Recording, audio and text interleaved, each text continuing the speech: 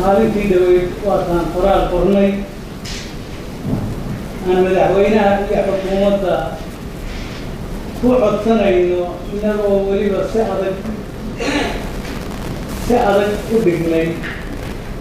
3 maalmood inay kaga soo jawaabaan arrinta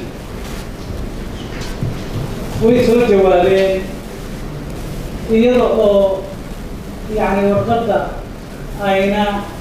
يعني si fiican ayna u qornay laakiin waa qaadanay waxaanan warqad u qornay dowlad goboleedyada annaga oo u aragnay in arrintu ay tahay inay wasiirada counter wasaaradaha la soo magacaabay iyo wasaaradda ka yimaada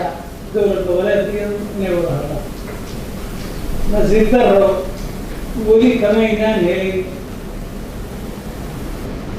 wasiiradii kama aynaan helin laakiin inkasta oy يعني soo saareen ururtiyey haddana kama ay tanaasulin inayna aqalka sare hawsha uu wado weli ayna ka tanaasulin intaa waxaa soo raacday warqad baa soo baxday madaxtooyada la leeyahay waa ka soo baxay warqaddu waa warqad qof saddexaad hadlahay madaxweynihii ma hadlayo haddii aad akrideen warqadda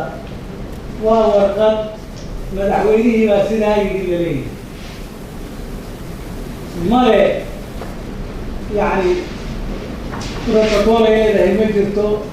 saxiix ay leedahay ma jirto waxay ku socotaa ma jirto warqaddaasi